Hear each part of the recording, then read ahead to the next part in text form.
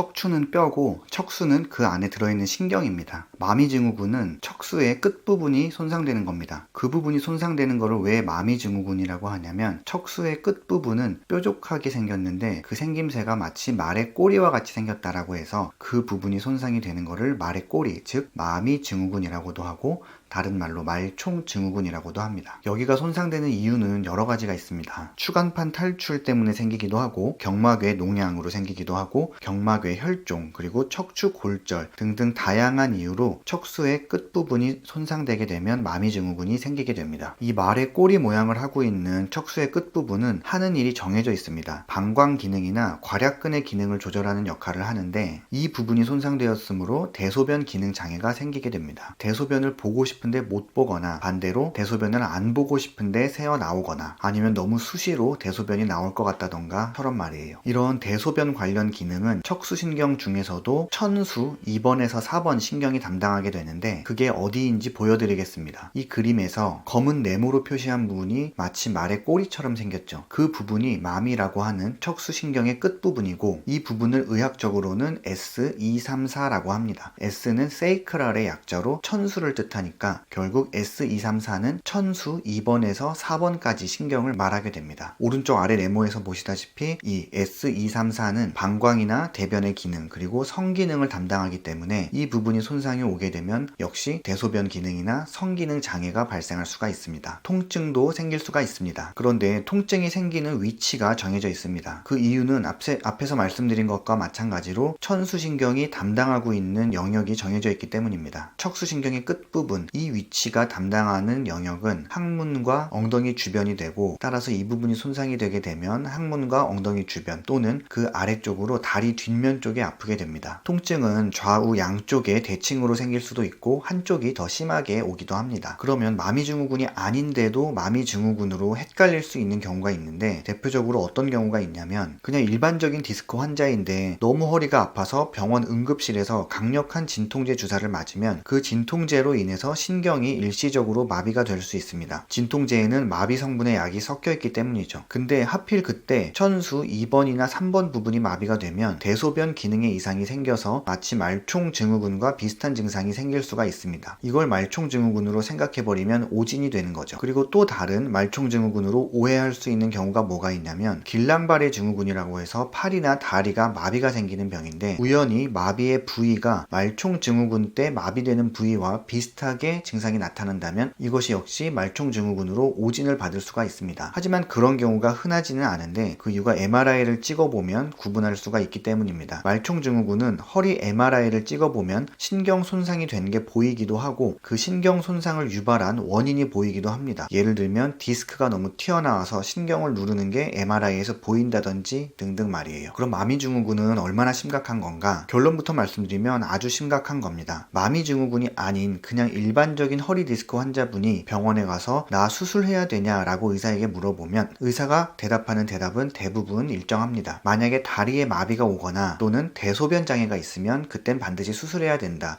라고 대부분의 의사들이 공통적으로 얘기합니다. 그렇게 말하는 이유가 있습니다. 왜냐하면 마비가 왔다는 거는 그 신경에 손상된 정도가 제법 심하다는 겁니다. 보통 신경 손상이 가벼우면 통증이 생기고 더 심해져서 안 좋은 상황이 되면 그때 힘의 마비가 오거든요. 신경 손상이 될 때 왜 감각이 먼저 손상되고 마비는 나중에 나타나는지는 이 영상의 끝부분에서 자세히 설명을 드리도록 하겠습니다. 그래서 마비까지 왔다는 얘기는 신경 손상이 심하다는 거라서 더 심해지기 전에 빨리 해결을 해줘야 된다는 거죠. 더 심해지고 나서는 수술해봐야 이미 늦을 수가 있어요. 비유를 하자면 사람이 목이 조이고 있는데 그 사람이 이미 질식해서 죽고 나서 조인 목을 풀어줘봐야 소용없잖아요. 수술을 해도 아무 호전이 없는 경우는 수술을 해줘야 되는 타이밍을 놓쳤기 때문입니다. 수술이 죽은 신경을 살려주는 게 아니라 신경을 누르고 있는 원인을 제거해주는 거일 뿐이기 때문이죠. 그래서 이미 신경 손상이 돌이킬 수 없는 상태가 되고 나서는 수술을 해서 신경을 누르고 있는 원인을 제거해 준다고 해도 죽은 신경은 살아나지 않는 그런 지경에 이를 수가 있는 거죠. 그리고 수술해야 되는 또 한 가지 이유인 대소변 마비가 왔을 때는 수술을 해줘야 된다라고 말씀드렸는데 그 이유는 척수신경 중에서도 대소변 기능을 관할하는 척수신경은 다른 신경보다 조금 더 중요하게 판단하기 때문입니다. 신경입니다. 똑같이 마비가 왔다고 해도 발가락이 하나 마비가 되는 거랑 괄약근이 마비돼서 대변 조절을 못하게 되는 거랑은 남아있는 내 삶의 질의 차이가 현저하겠죠. 그래서 대소변을 관할하는 척수신경에 이상이 왔을 때는 다른 부분의 척수신경에 이상이 온 것보다는 조금 더 심각한 상황으로 판단을 합니다. 그런데 이 두 가지, 대소변 기능 장애가 오거나 하지에 마비가 오는 거, 이 두 가지가 마미증후군 때는 보통 같이 나타나게 됩니다. 마미증후군의 특징이 바로 마비가 오거나 대소변 문제가 온다고 말씀드렸잖아요. 수술해야 하는 두 가지 기준과 정확히 일치하게 되죠. 그래서 마미증후군은 기본 치료가 수술입니다. 그런데 이 마미증후군이 심각한 병이라고 해서 반드시 크게 다쳐야지만 생기는 건 아닙니다. 그냥 허리 디스크인데 그 디스크가 하필이면 천수 2번에서 4번에 해당되는 신경을 심하지 않게 그냥 살짝 누르고 있다가 어느 날 무거운 물건을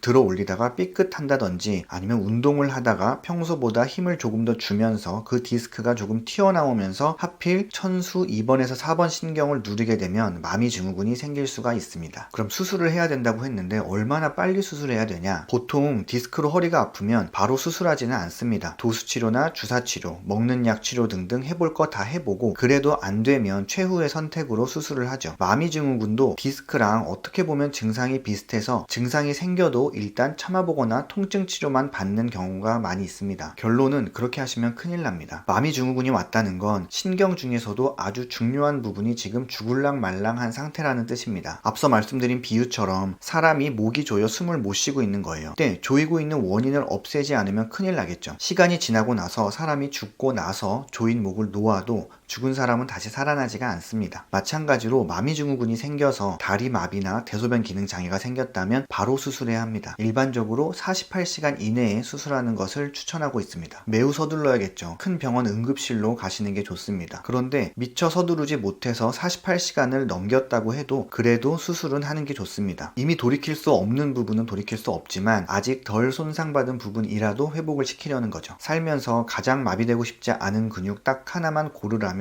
아마 괄약근일 겁니다. 다른 부위가 마비된 거랑은 정신적인 데미지가 차원이 달라요. 마미증후군 환자분들은 마비된 몸도 힘들지만 정신적으로 스트레스를 많이 받습니다. 아픈 부위가 항문과 성기 근처라서 남한테 아프다고 말하기도 좀 민망하고 대소변 조절이 안 되는 것도 말하기가 난처하죠. 요실금, 변실금이 아무 때나 생기면 냄새도 날 수가 있겠죠. 그러다 보면 사람 만나기가 두려워집니다. 병원 가서 검사 받을 때마다 바지를 벗고 검사 받아야 됩니다. 그러다 보면 병원 가기도 싫어지니까 제대로 된 진료도 받지 않는 경우가 많습니다. 괴로운 점이 한두 개가 아니죠. 최근에 허리 디스크 때 수술을 하지 않는 비수술적 치료로 진행하는 병원이 많이 늘고 있습니다. 그리고 그런 비수술적 치료를 받아보면 보통은 효과가 그렇게 나쁘지 않습니다. 디스크는 원래 비수술적 치료로 좋아지는 경우가 많거든요. 그래서 마미증후군 의심이 되는 환자분들도 나도 디스크랑 비슷하니까 일단 좀 참아보고 주사 먼저 맞아보고 그러고 안 되면 나중에 수술해야지 라고 하다가 수술 시기를 놓치는 경우가 많이 있습니다. 그래서 명심하셔야 될 게 마비가 오거나 대소변 증상이 생긴다 싶으면 바로 수술을 할 수 있는 큰 병원 응급실로 가셔야 됩니다. 아까 잠깐 말씀드린 신경이 손상될 때 그럼 왜 감각신경 손상이 먼저 오고 마비와 같은 운동신경 손상은 나중에 오는지 간단하게 말씀드리도록 하겠습니다. 이 논문에 보면 재미있는 실험이 하나 있습니다. 감각신경과 운동신경을 따로 떼어낸 다음에 각 신경에 손상을 줄 때 누가 더 오래 버티는지를 테스트해 본 겁니다. 그 결과 빨간 화살표로 되어 있는 게 운동신경 기능인데